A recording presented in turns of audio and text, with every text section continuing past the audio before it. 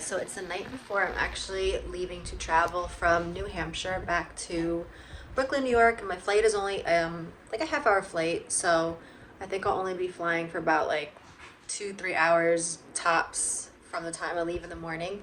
So what I'm gonna do is, with all these plants, as you can see, these are the plants that I am bringing home right here. I have about 7 plants. So what I plan on doing right now is taking all the soil off them. I'm gonna soak them in water overnight.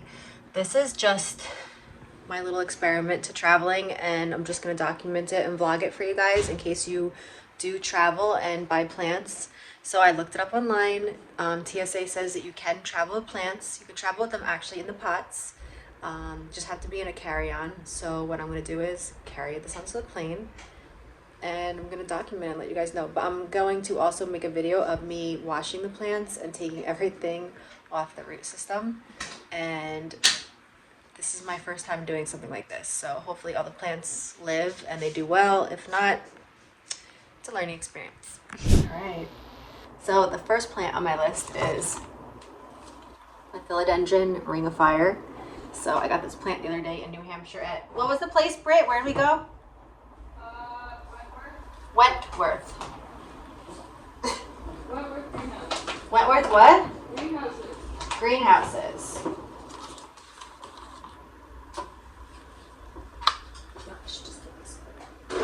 So what I'm doing is I'm taking all the soil, as much soil as I can, off these plants, just because I don't want to travel with them in the soil. All right, guys. So I have a flight tomorrow. Thanks, Brittany, for throwing things at me.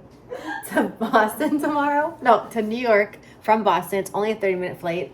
So what I did was I took all my plants that I'm planning to bring on the flight, like a crazy person, and I took all the soil off, and I'm just soaking them in a little bit of water overnight so they stay nice and hydrated. And in the morning, I'm going to also film the process, but I'm going to take them all out and I'm going to dry them off and put them in Ziploc bags with a little bit of a paper towel just to soak up whatever water is there with the roots. But this is how I'm going to fly tomorrow, and I'll show you how I package them. Because I do have some rare plants, like the ring of fire, so hopefully this plant does well. She's soaking overnight. Everyone has beautiful and healthy roots. The banana plant is super wet, and I took off whatever I could get off, and there's still a lot of soil on there, so I'm actually just going to leave the banana overnight to dry out a little bit. She looks really good and healthy. It's only a 30-minute flight and I'll be home, so I'll be able to repot everything tomorrow. She's been in water since yesterday because she looked like she was struggling. So this plant had a, what do we call it, death plug on it. So this plant had like the death plug that the roots were growing into, and the plant just looks very, very sick. So hopefully we can rehab her when she gets home, I hope. It'll be sad. And then my Alocasia cuprea is the problem child. And that's the one that I'm... Why is yours Alocasias are always problems. So I'm scared My that this cuprea one was might the not problem. like the flight tomorrow. But we'll see. So the cuprea has beautiful roots. Look at that. Very beautiful roots, actually. Yeah. I think you'll be fine. We'll see tomorrow. Oh my god, she's so beautiful. Like her mother, maybe we should name her Dara. So all the plants made the little ride. They look good. Just gonna leave them out in some water, and I'll pot them up in a day or two. They look good. All right, guys, so it's the morning of my flight, and I just took all the plants out of the water, drying them off a little bit in a paper towel, and then I'm gonna put them in my carry-on and take them on the plane, so wish me luck. Okay guys, so it's the morning of my flight, and I'm gonna wrap up some of these plants right now, and I'm just gonna show you. Now, I'm literally making this up as I go, according to what I think that people should do if they're traveling a really short distance on a flight. Obviously, if I was in a car, I wouldn't be doing this. But you live and you learn, right? So we have the ring of fire. Here's the roots. So all I'm doing is taking a paper towel, they're dried off, and I'm just gonna carefully wrap the roots with it. So in case TSA wants to open the plants up and see what they are, it's just gonna be like this. Then I'm gonna put them in a Ziploc. But for now, it's just gonna be super easy and simple like this. A Mandula pothos, I have 2 of these. I'm just gonna do the same thing, carefully wrap the roots. Like this. Sorry, I had like a little asthma this morning. So the only thing I'm worried about is my cupria and my my philodendron pink princess marble, which I found in Home Depot up here. It looked sad when I bought it because I had a death plug around it. When I did unwrap this, and I actually repotted. This is why I like to repot plants immediately when I get them, because she had a death plug on it. And there's 2 different. There's a regular pink princess, and then there was a pink princess marble with a little bit of like albo. So nervous. What level of crazy plant person is this? I don't know. Crazy. Yeah.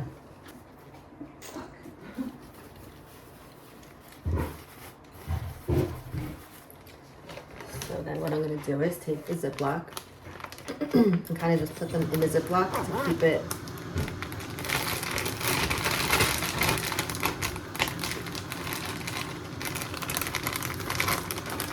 with a little protection in there, I guess. Just like this. I'm just gonna stick them in one of my bags. Maybe I'll put it even a little farther down in there. Let's see.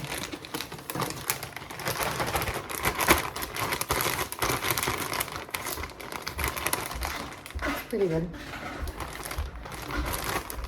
So I have 1, 2, 3, 4 more plants to do. We should be all right. All right, guys, so that's it. I potted them all up. I have 3 bags like this. They're just gonna go into my carry-on. And I'll let you know what TSA says. Temperature of 72 degrees. Got 2 great flavor turns back that we have.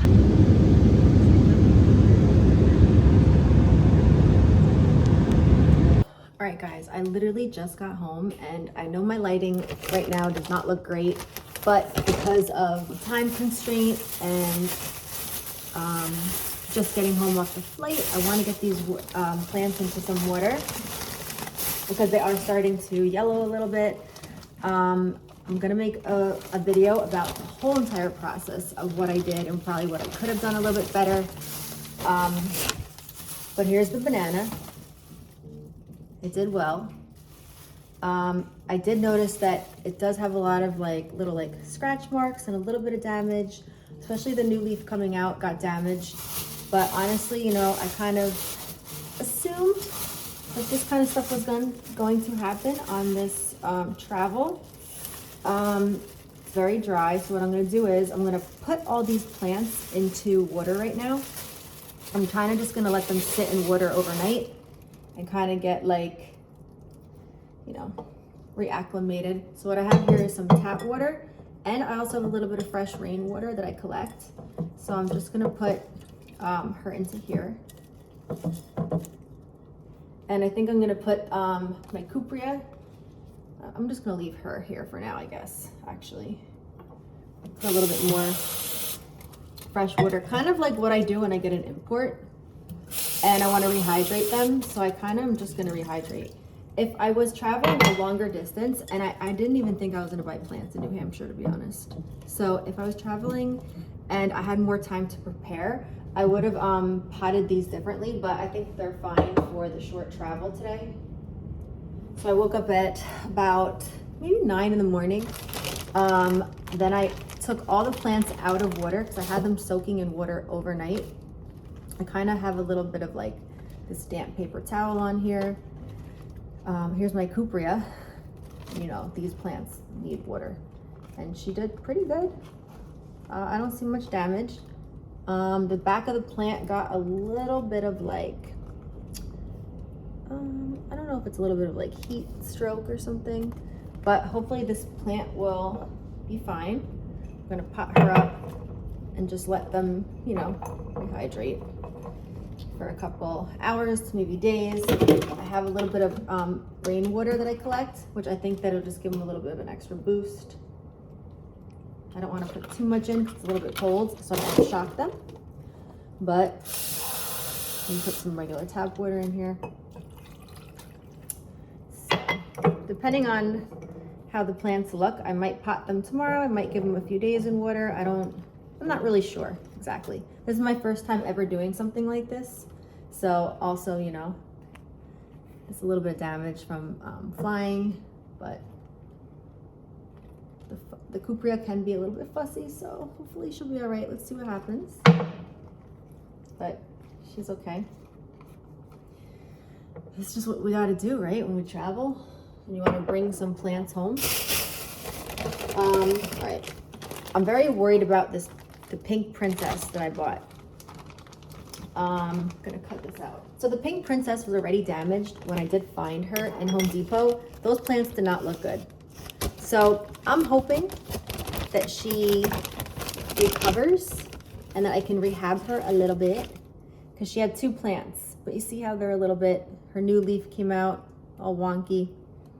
She just definitely needs to be rehydrated.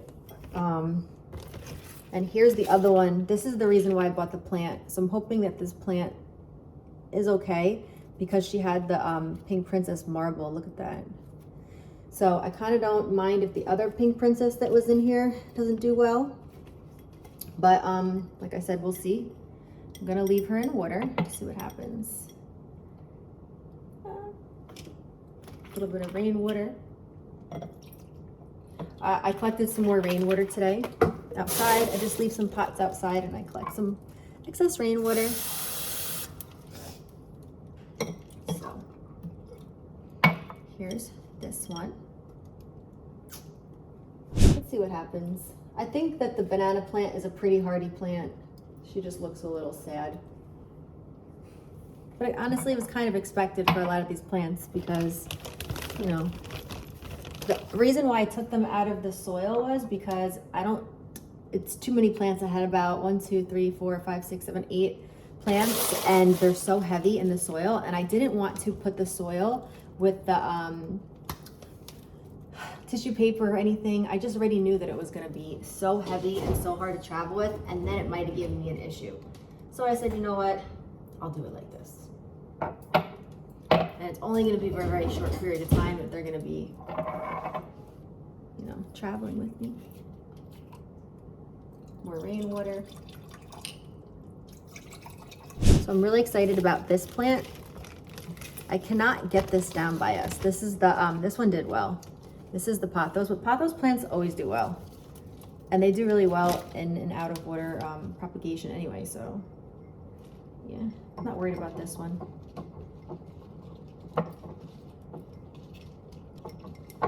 I just don't have very many propagation tools. Ugh. So right now we're doing it like this.